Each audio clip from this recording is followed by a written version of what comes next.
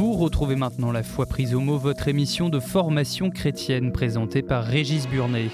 Aujourd'hui, dans le cadre de notre série de carême sur les 7 conseils évangéliques, soyez prudents. Avec sœur Marie Monet, dominicaine, invitée fil rouge de cette série et rectrice de Domini Universitas, et le père Bernard Pitot, sulpicien et historien de la spiritualité.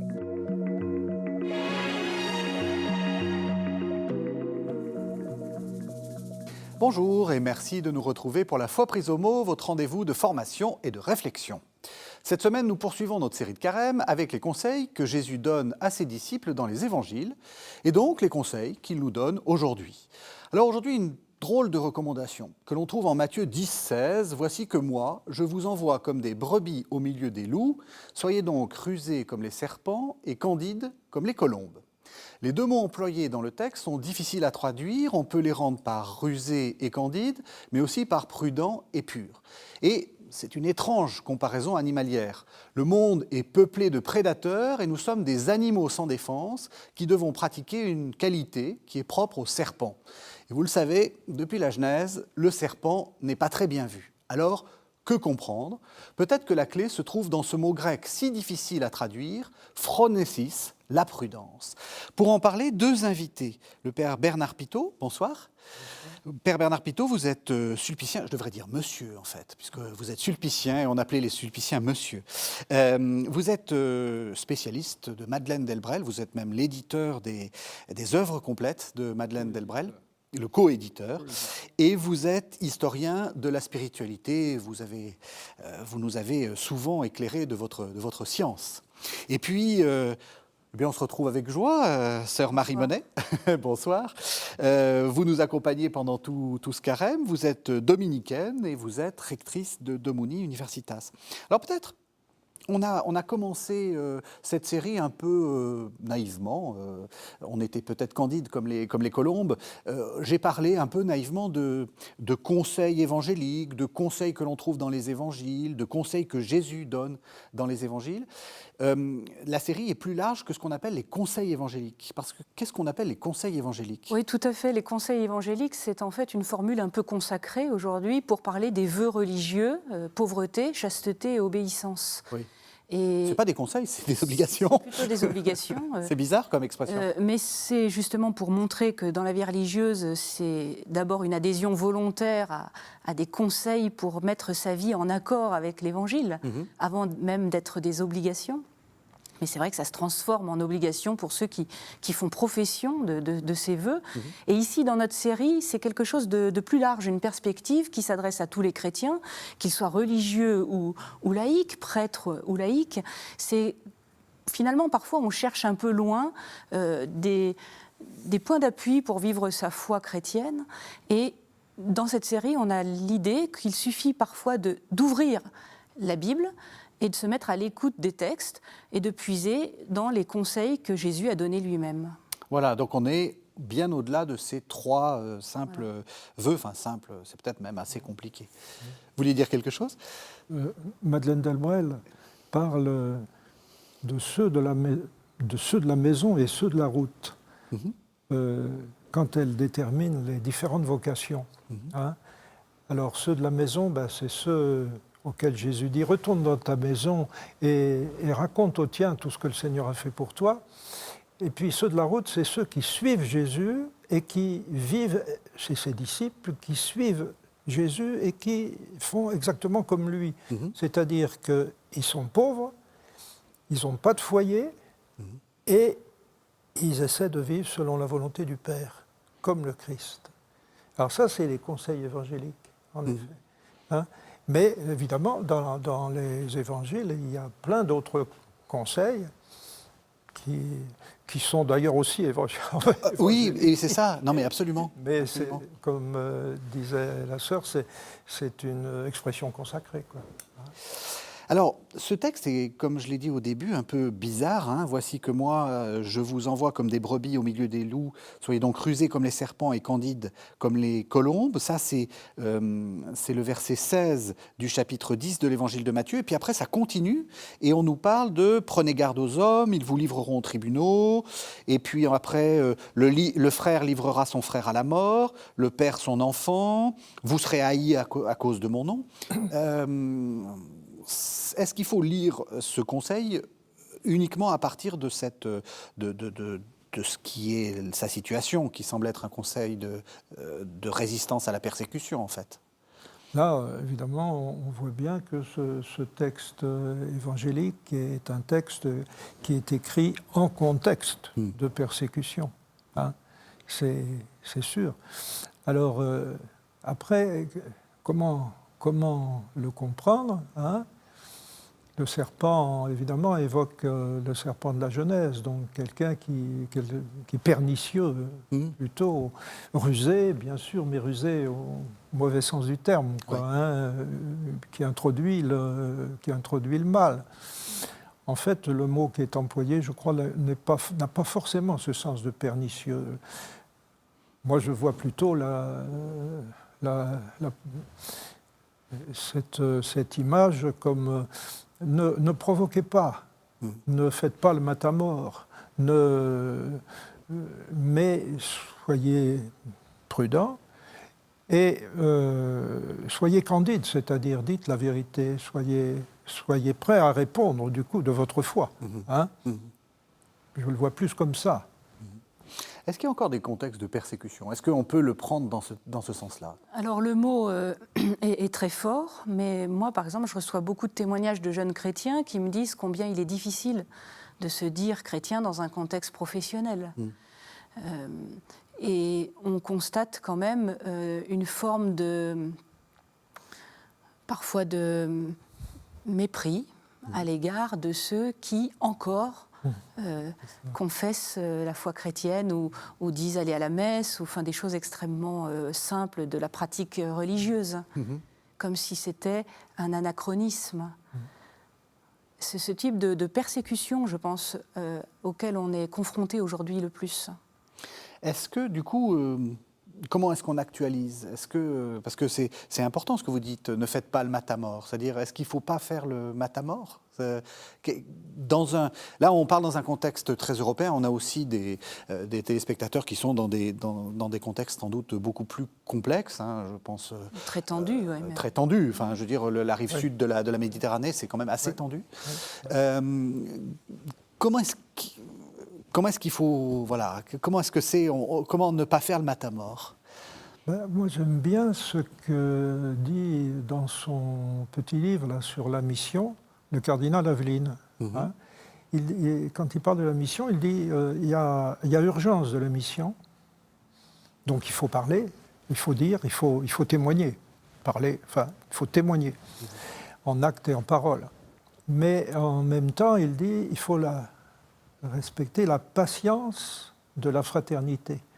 C'est-à-dire, même lorsqu'il y a une certaine hostilité, ou en tout cas, on est mal reçu, quoi. Hein. Ce dont vous parliez, il faut prendre le temps, c'est ce qu'il nous dit, hein, il faut prendre le temps de la patience de la fraternité. C'est-à-dire établir un lien de fraternité. Et ça prend du temps, forcément. Hein. Voilà. Et moi, j'aime bien cette tension entre l'urgence de l'annonce et puis la patience de la fraternité. Parce que sans ce lien de fraternité, rien ne peut être entendu. Hein. La parole ne peut pas être entendue si elle n'est pas reçue avec une certaine bienveillance. Hein. Or, seule la fraternité permet de construire la bienveillance. Hein. Vous êtes d'accord? Alors je crois, bien sûr, je suis d'accord, ça me paraît le prérequis et c'est le plus dur, d'établir un contexte de fraternité. C'est tout l'enjeu de l'enseignement de l'Évangile, en fait.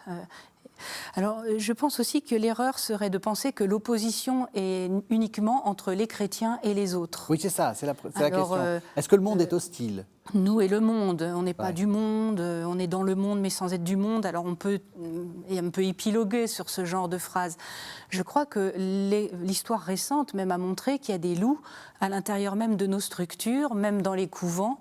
Alors je sais que ce mot de prédateur est choc et je comprends très bien qu'il ne faut pas hurler avec les loups non plus, ça c'est extrêmement important. On est là justement comme pour bien voir qu'il y a des serpents partout. Même chez nous, même dans les monastères, mais il y a aussi des colombes et on peut prendre un peu de hauteur, voir les choses avec un petit peu plus de distance et inviter à élever le regard. Voilà. Alors, très important de se dire, attention, on n'est pas en opposition avec l'extérieur de ce que serait notre cercle privilégié, restreint, alors que ce soit notre communauté, notre église même, ou même notre confession, mais que les oppositions et les conflits sont aussi en interne. Ça, c'est un thème qui revient souvent dans cette série. C'est ce que j'ai appelé le donatisme, c'est-à-dire cette volonté de faire une société de pur, une église de pur. Qui serait contredite. Ouais. Et plus elle est contredite, plus elle renforcerait la pureté de ceux qui sont à l'intérieur du cercle. Ouais. Enfin, on en a parlé déjà la dernière fois. Ouais. C'est toutes les analyses de René Girard, notamment.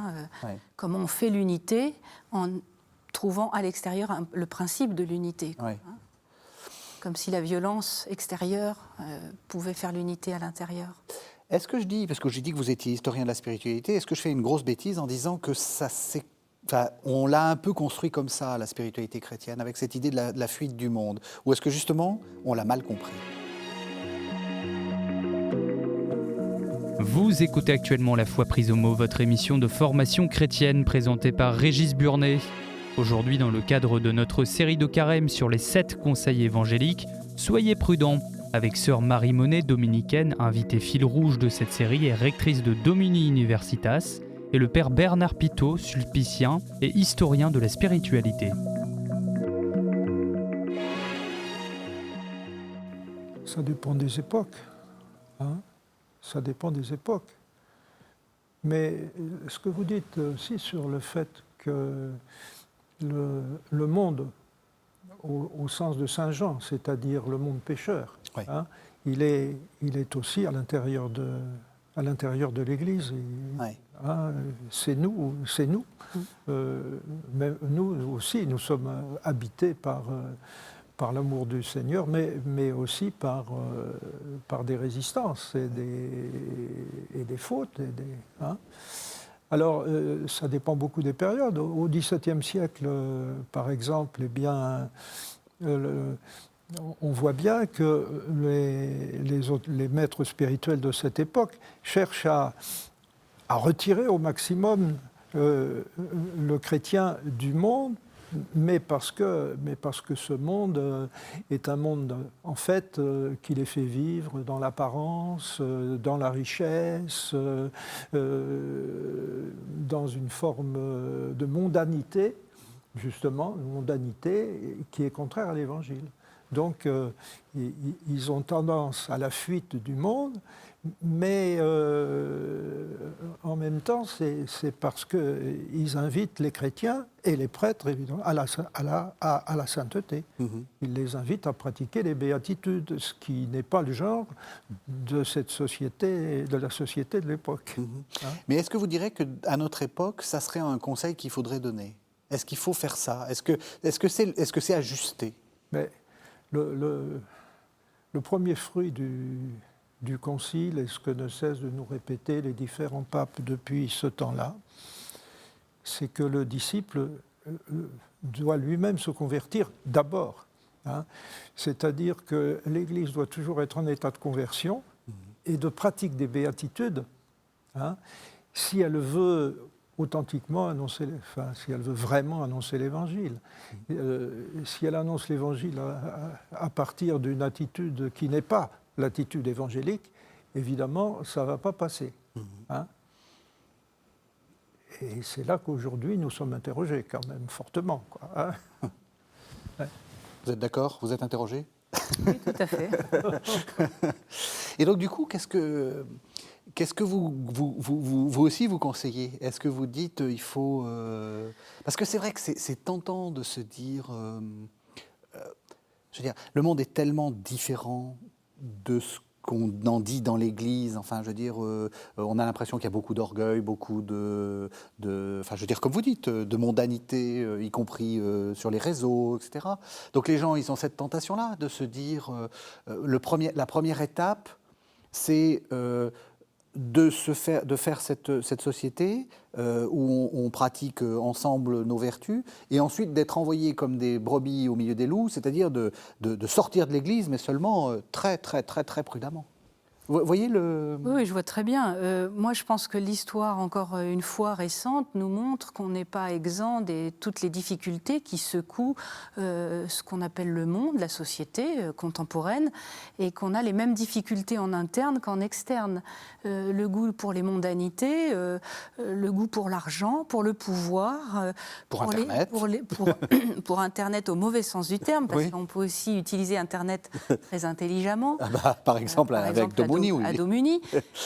Et aussi toutes les dérives, tous les abus, comme vous le dites très bien, les sources des abus sont à l'intérieur de chacun. Hein. Et donc il y a une histoire d'une conversion personnelle avant de miser sur le groupe pour nous purifier, en quelque sorte. Au début de son pontificat, le pape François n'arrêtait pas de dire « J'en ai marre de cette église où il y a des délateurs à tous les étages ». Et moi, ça me faisait me souvenir d'une phrase de Saint Augustin qui commentait l'Arche de Noé en disant « Dans l'Arche de Noé, il y avait aussi des loups et des corbeaux ». Voilà. Et donc, on est cette Arche de Noé et il y a aussi parmi nous, en nous, des loups et des corbeaux. Voilà. Et donc, la première chose peut-être, c'est accepter lucidement ce que nous sommes, c'est-à-dire ni des saints, ni des ordures. Oui. Mais le monde aussi est fait comme ça. Enfin, on rencontre beaucoup de gens qui ne sont pas forcément chrétiens, mais qui sont porteurs de beaucoup de désintéressement, de beaucoup de dons aux autres. On trouve des gens vraiment très bien, quoi, avec qui, justement, on peut d'emblée établir cette attitude de fraternité. De fraternité dont vous parliez. Ouais, oui. Ouais. Donc on a établi, si vous êtes d'accord, que le « je vous envoie » ne parle pas d'une sorte d'extériorité et d'intériorité, mais on est envoyé, voilà. Alors maintenant, cette dualité-là, rusée comme les serpents, candide comme les colombes. Sœur Marie, vous avez essayé de faire un peu le relevé biblique de tout ça. Être rusé, c'est pas forcément négatif, en fait. Enfin, non, j'ai été surprise moi-même de revoir combien la ruse est valorisée dans les écrits bibliques. Et justement, vous y faisiez allusion au tout début, c'est une ruse qui est utilisée, c'est une intelligence des situations, c'est une forme de stratégie utile pour obtenir quelque chose de bon. Et en fait, la ruse, elle est du côté des femmes dans l'Ancien Testament. C'est une vertu genrée. Alors, c'est genré au sens où les femmes de la Bible utilisent la ruse pour faire passer la vie. Un récit que j'aime bien, qui est quand même très difficile à entendre pour nos oreilles contemporaines, c'est celui de Tamar. Tamar, elle a perdu son mari, elle ne peut pas donner de descendance à son mari, et elle va jusqu'à piéger son beau-père, on est limite incestueux, pour être enceinte et avoir un enfant et donner à son mari une descendance. Et c'est la généalogie de Jésus lui-même. Et donc toute la tradition juive va chanter les louanges de Tamar en la mettant du côté de la vie. Alors, je ne prends pas position, il n'y a pas de jugement de valeur sur ce qu'a fait Tamar. Ouais. Mais force est de constater déjà, que les récits bibliques nous montrent des histoires de chair et de sang, très proches de nos propres préoccupations, dans nos familles, dans nos communautés. Voilà. Et deuxièmement, la ruse ici est au service de la vie. Alors justement, est-ce que vous êtes d'accord qu'il faut... Vous n'êtes pas moraliste, mais est-ce que vous diriez que la vie justifie tout ? La vie ne justifie pas tout, non. Non. Non. Alors c'est vrai ce que vous dites, mais l'histoire biblique, elle est parsemée justement de toute la généalogie de Jésus est parsemée. Alors on peut de gens qui ont, comme vous dites, ont eu fait un pas de côté quand même. oui, c'est ça, sont limites quoi. Hein, Limite. sont limites. Alors la vie c'est transmise, mais aussi à travers quand même, à travers le péché quand même, hein, malgré tout. Malgré tout, David, bon, bah, il a été ce qu'il a été, quoi. Oui, c'est un pécheur. Oui. Lui aussi c'est même un assassin. Bon. Donc vous faites allusion donc à la femme d'Uri, donc Oui, qu'il a envoyé faire tuer pour pouvoir en fait la violer en réalité, parce qu'on voit elle n'est pas très consentante. Oui. Bon. Alors, ben voilà, en effet, on ne va pas porter de jugement. Hein. C'est leur histoire, mais quand même. Voilà, mais comme vous dites, la vie se transmet à travers tout ça. Hein. Alors moi, je me suis interrogée, pourquoi utiliser de telles ruses et pourquoi les femmes de la Bible utilisent des ruses. Je pense qu'on peut faire l'analogie avec des situations d'oppression dans le monde, des oppressions politiques, hein, quand les gens sont sous un régime dictatorial, par exemple, ils vont ruser. C'est-à-dire qu'ils vont essayer de trouver des chemins pour échapper à l'oppression. Et quelque part, la ruse, c'est un peu l'intelligence de ceux qui sont en situation de faiblesse, en situation de vulnérabilité. Je me dis par exemple que des parents doivent s'interroger sans doute quand un enfant vient à mentir. Pourquoi ment-il ? Ce n'est pas nécessairement d'emblée parce que l'enfant est vicieux.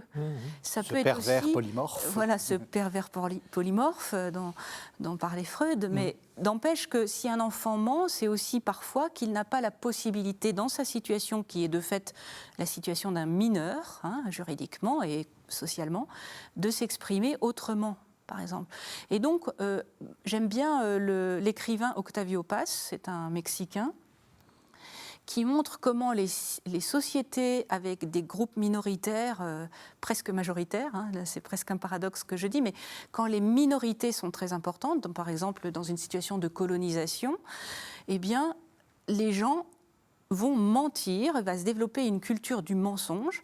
C'est pas que les gens qui mentent sont plus vicieux que les autres, c'est parce qu'il n'est pas possible de faire autrement pour échapper à l'oppression. Et donc, quelque part, la ruse, c'est l'intelligence face à la force aveugle. Et donc, ça rétablit un peu l'équilibre sur ce qu'on serait tenté de poser comme jugement moral. Vous êtes d'accord ? Ah oui, tout à fait, oui. Ah oui.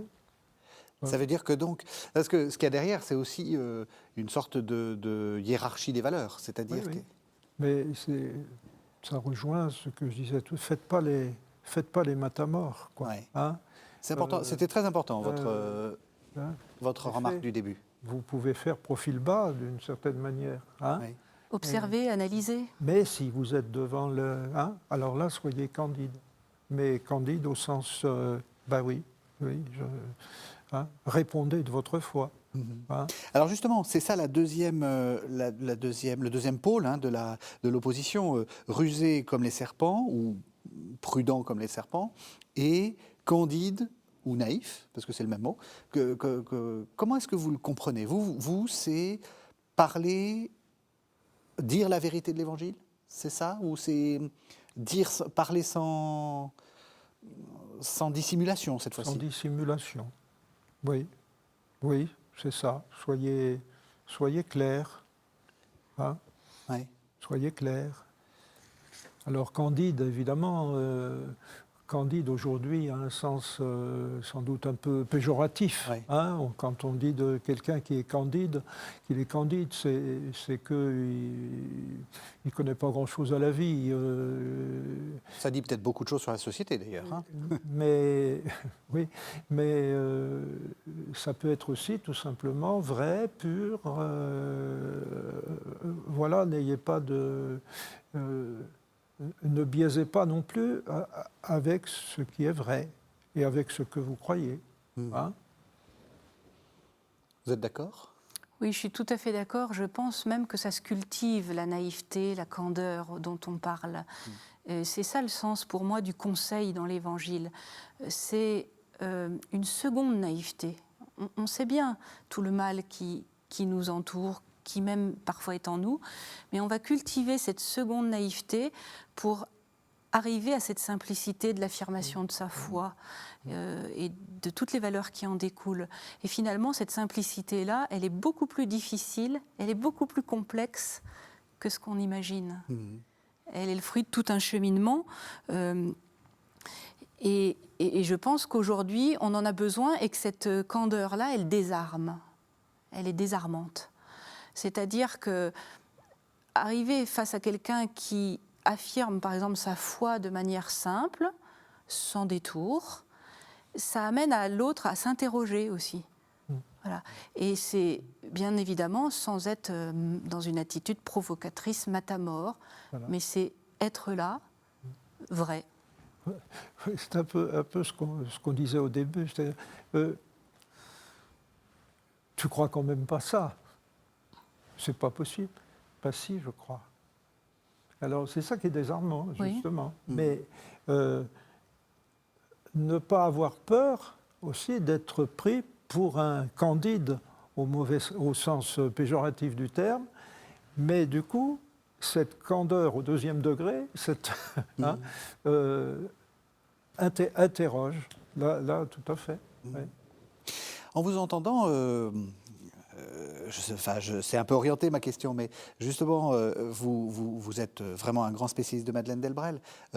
Là, on est au cœur du message de Madeleine. Enfin, c'est vraiment ça. Mais un jour, oui, ça me fait penser à ça, c'est qu'un jour, dans un comité de chômeurs en 1936, dont elle faisait partie, elle rencontre un militant CGT qui lui dit « Tu ne vas tout de même pas nous faire croire que ce Jésus-Christ dont tu parles, il est aujourd'hui vivant. » Et Madeleine dit, elle répond, elle écrit ensuite, après l'épisode, elle écrit c'est quand même plus difficile de répondre « oui », simplement, dans ces circonstances-là, que de réciter tous les dimanches le credo à la messe.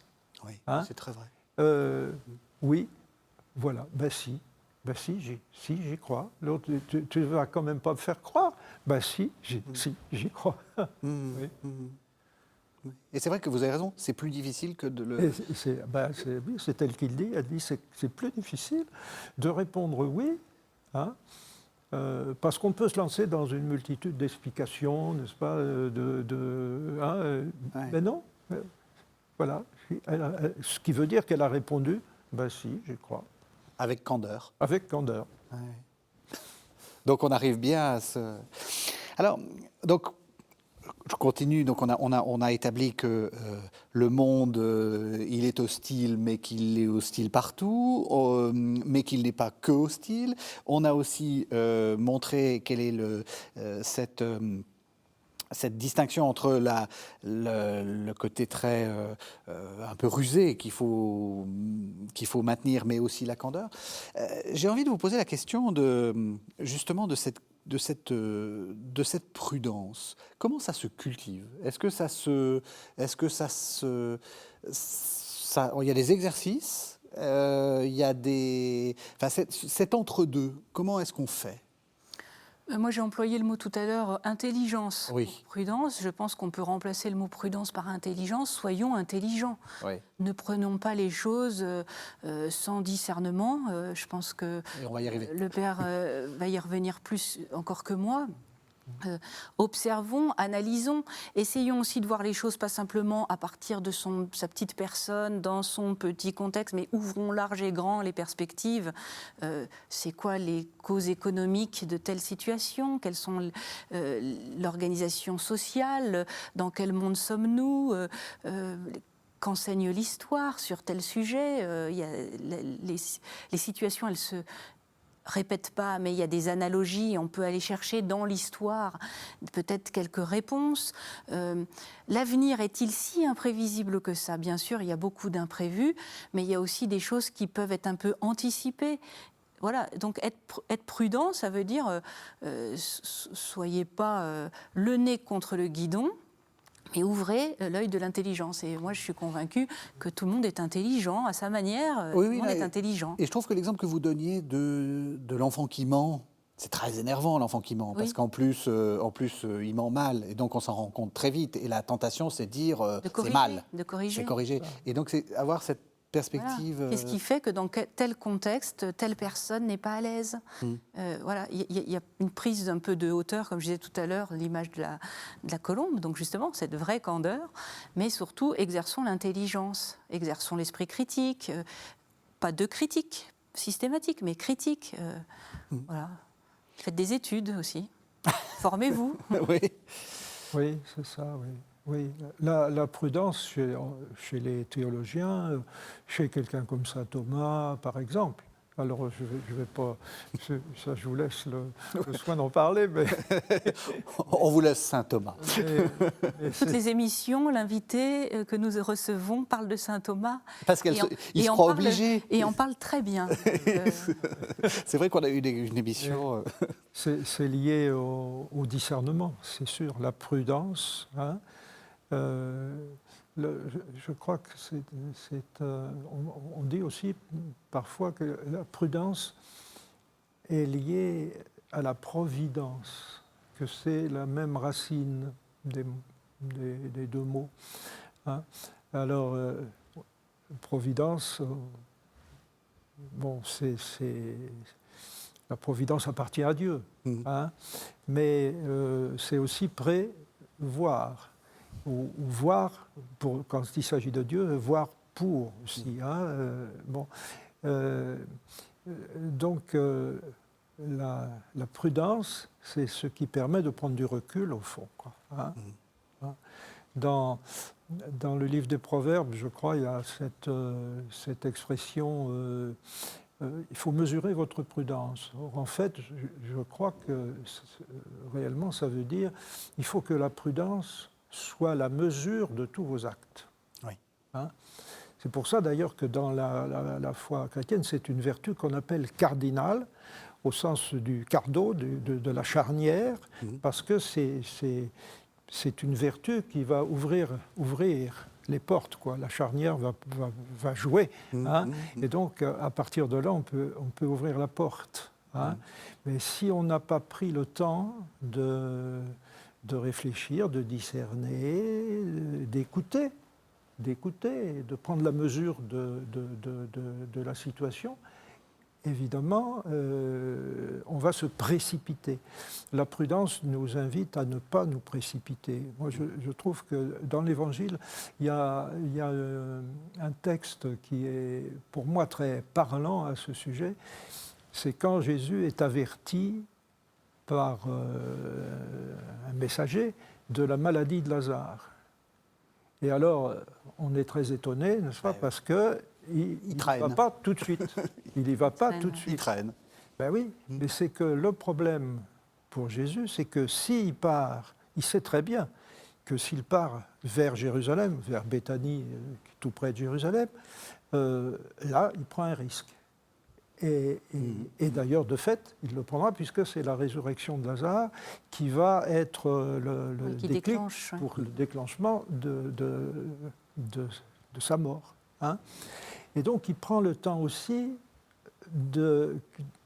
pour les disciples, de les préparer à ça. Et finalement, il marche avec lui.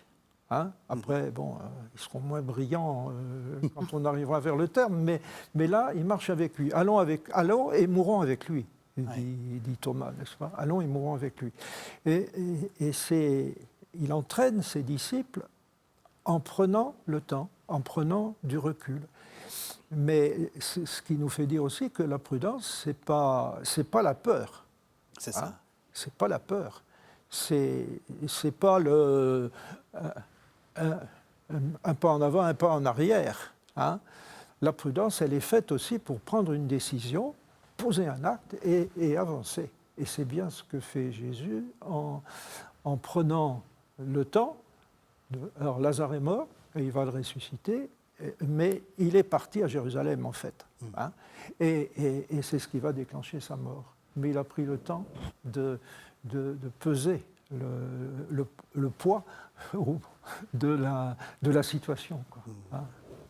On va revenir sur la question du discernement, mais dans votre explication de l'épisode de Lazare, il y a la question du risque.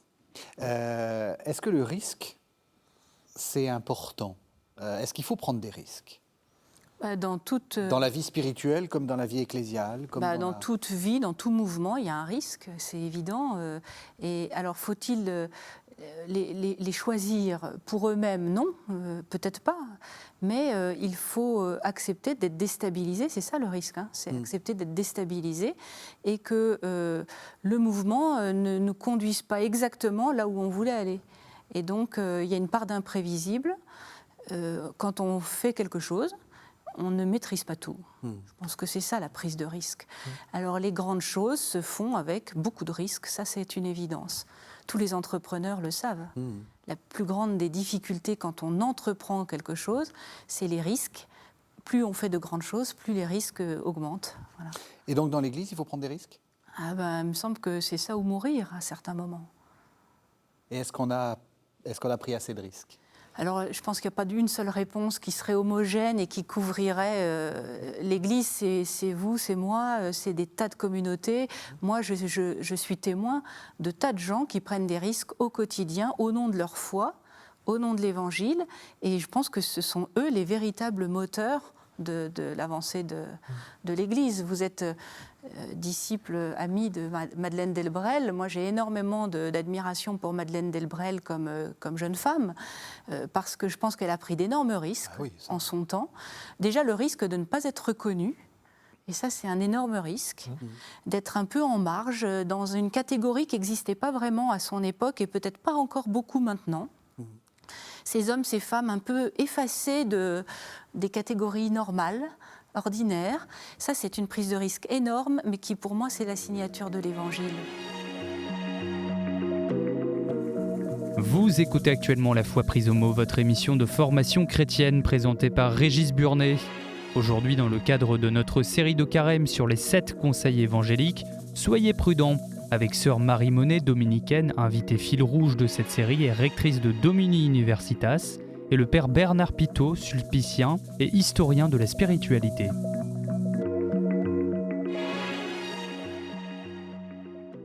Est-ce que vous êtes d'accord ? Le risque, c'est la signature de l'Évangile ? Oui, bien sûr, oui. Mais quand Jésus part pour Béthanie, il assume le risque de sa mort. Il sait que ça peut arriver et que ça va arriver. Hein, voilà. Oui, c'est même plus un risque. Là, c'est presque... oui, enfin, en tout cas, il prend le risque de sa mort. Il aurait pu échapper par une forme de prudence. Et donc, mais il y va aussi pour rencontrer Marthe et Marie qui pleurent leur frère et pour ressusciter, faire revenir à la vie Lazare. Hein. Mais dans cette décision qu'il prend, évidemment, sa mort à lui est contenue. Hein. Il n'y a pas de doute là-dessus. L'évangile est clair. Oui, et il n'y a pas de doute sur le fait que lui-même en est très conscient. C'est-à-dire le narrateur vous l'explique, mais c'est ça. Jésus... Parce qu'au fond, ça se passe entre deux décisions, quoi, hein. La décision de Jésus de partir et la décision des grands prêtres de le faire mourir. Hein, oui. Ouais. Pour revenir à ce qu'on disait au tout début de l'émission, choisir d'être chrétien sciemment, sortir simplement du choix, par exemple, de sa famille ou de son contexte socioculturel, dire « je suis chrétien », c'est une prise de risque. Ouais. Et ce que nous dit Jésus dans l'évangile du début, là, je vous envoie comme des brebis au milieu des loups, c'est pour montrer que la situation du risque, du danger, voire même qu'il se concrétise, pas simplement en termes d'hypothèse, mais qu'il se concrétise, eh bien, c'est la situation normale du chrétien.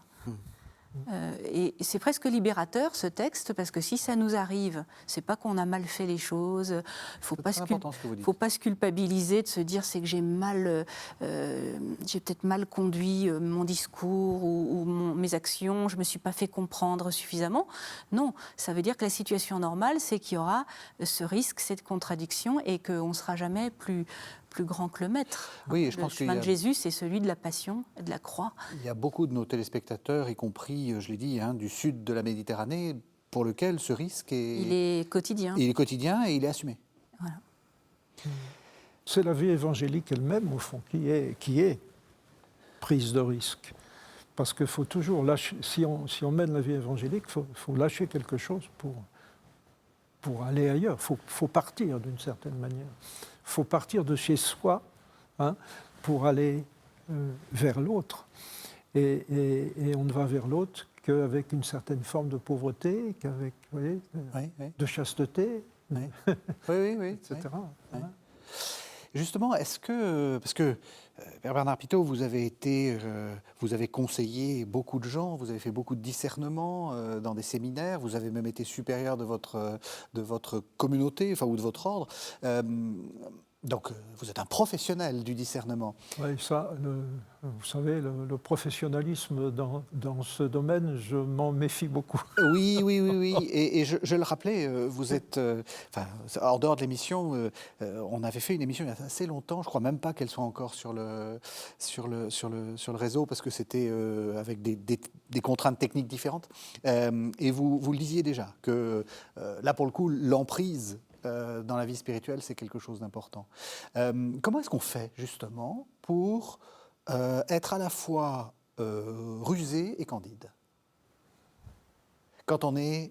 parce que je vous dis ça parce que je vous en ai parlé juste avant l'émission. Certains des gens que je rencontre, des étudiants, avec tout ce qu'on a entendu sur l'emprise spirituelle, etc., maintenant disent « Ouh là là, les maîtres spirituels, les directeurs spirituels, on n'en veut plus ». Qu'est-ce qu'il faut répondre à ça ? Bon, il ne faut pas forcément répondre. Oui. Mais ce que je crois, c'est qu'il faut bien faire en sorte que ce soit les gens eux-mêmes qui prennent leurs propres décisions. Et que le rôle d'un accompagnateur, c'est d'écouter, d'écarter les obstacles, pour que les gens puissent justement se libérer suffisamment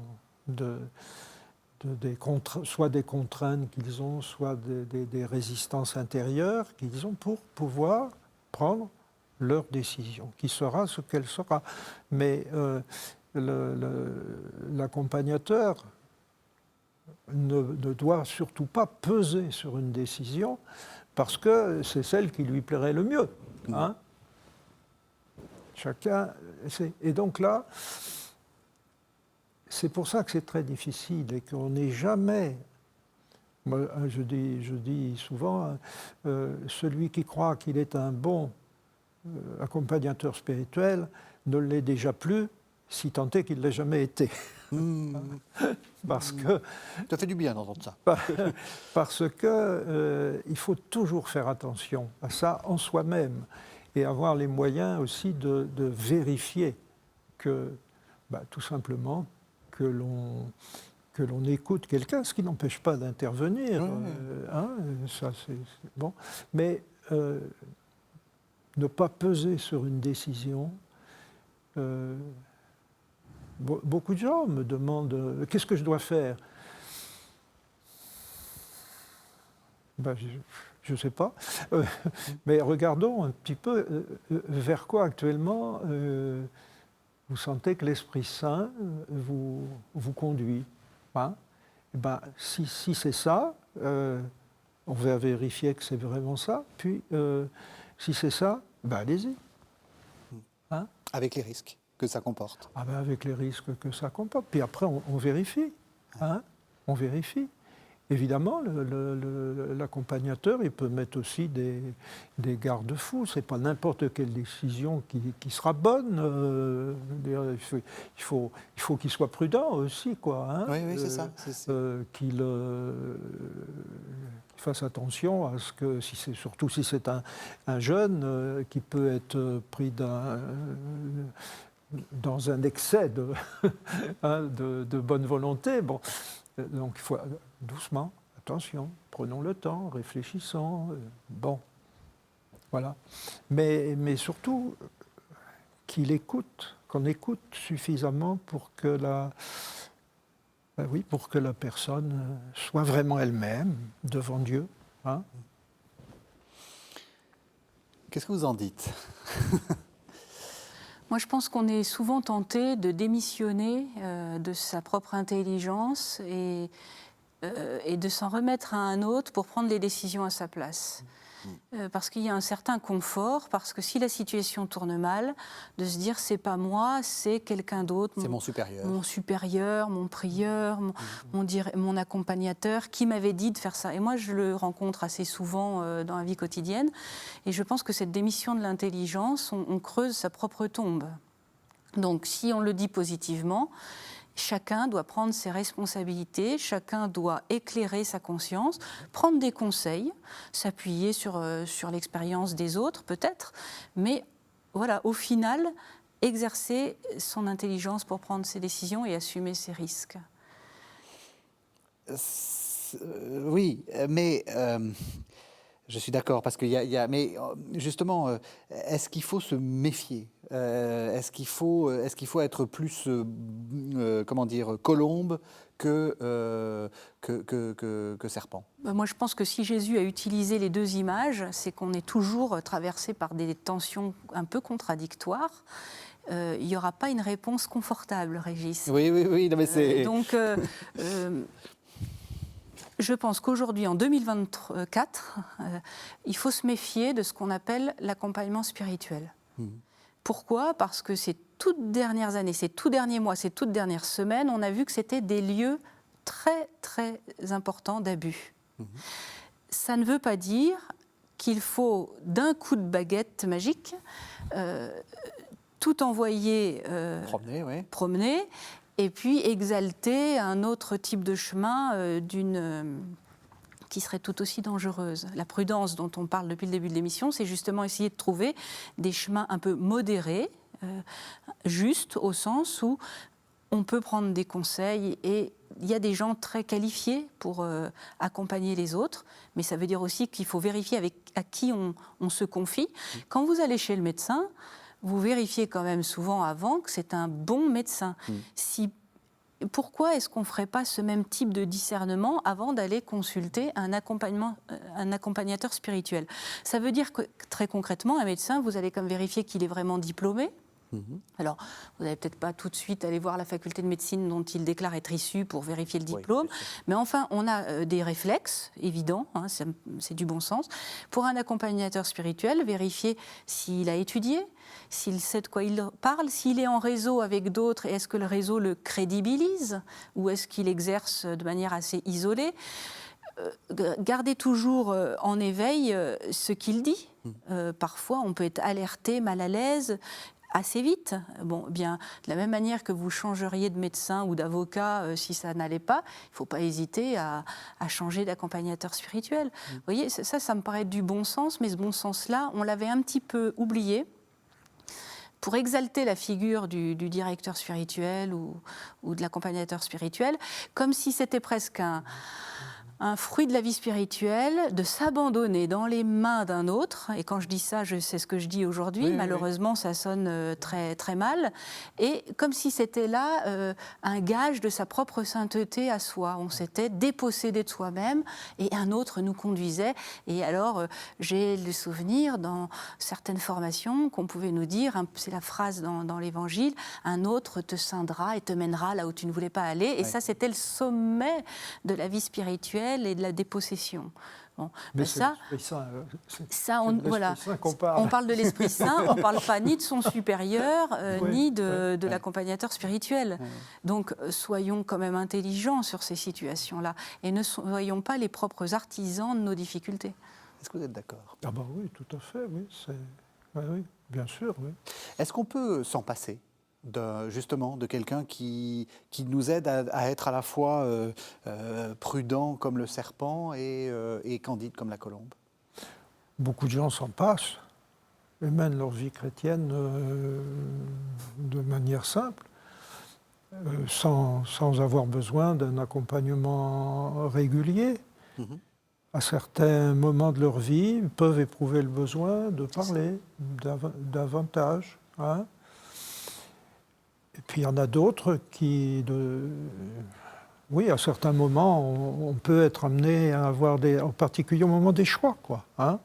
Bon, des choix importants, bon, ou aussi faire le point, bon, mais ou s'il y a une question un peu grave, un peu sérieuse qui se pose, on peut avoir besoin de parler. Puis il y a aussi des gens qui choisissent un accompagnateur et qui cherchent à répondre le plus possible à l'appel de l'Esprit Saint dans leur existence. Bon, ou parce que quelqu'un un jour les a vraiment écoutés, ils continuent. Hein? Mhm. Ils continuent parce qu'ils ont vu que ça produisait des fruits dans leur vie spirituelle. Que ça leur fait découvrir des choses qu'ils n'avaient pas découvert avant. Et donc, ils ont envie de poursuivre, ils ont envie de continuer. Mhm. Hein? C'est très varié, ça. Ce que j'aime dans ce que vous dites, et parce qu'on arrive à la fin de l'émission, et je me disais, comment est-ce qu'on va conclure? Là, vous nous donnez une piste, vraiment écouter. Ah oui, oui, c'est... Vous avez raison, moi il y a beaucoup de gens, d'abord, j'ai écouté beaucoup de gens. Il ne suffit pas de le dire, c'est ça le problème. Je suis d'accord avec vous. Tout le monde va avoir le même discours que celui que je tiens là maintenant. Et même moi, je vais vous dire, oui, il faut écouter, mais est-ce que j'écoute? Vraiment? Vraiment? C'est-à-dire, est-ce que l'accompagnateur, il est suffisamment libéré de lui-même et de ses propres... est-ce qu'il est suffisamment, libre, hein, et libéré de ses propres désirs ou de ses propres goûts, pour écouter vraiment quelqu'un et comprendre où l'Esprit Saint le conduit. C'est pour ça que je dis il faut aussi se méfier de soi-même, quoi. Hein. Il ne faut pas toujours être en train de se demander si... mais quand même. Hein. Est-ce que ça ne nous ferait pas, on arrive à toute fin de l'émission, ça ne nous ferait pas une conclusion à cette émission? C'est-à-dire vraiment écouter ce que nous dit le monde et vraiment écouter ce que nous dit l'Esprit. C'est ça la prudence? Très belle conclusion, qui est en fait une ouverture et tout un programme. Est-ce que c'est un effort de carême? Ah oui, là, oui, je pense l'effort de toute une vie même. Écoutez. Oui, ça peut être un bel effort de carême, d'écouter vraiment l'autre. Hein, et pas lui dire, vous savez, moi aussi. Oui. Et hop. Et hop. Eh ben, on va éviter et hop. Merci vraiment à tous les deux de nous avoir fait mieux comprendre cette phrase de Jésus et ce conseil que Jésus nous donne dans les évangiles. Merci de nous avoir suivis. Vous savez que vous pouvez retrouver cette émission sur le site internet de KTO, www.ktotv.com, et on se retrouve la semaine prochaine pour un nouveau numéro de la série de Carême dans la foi prise au mot.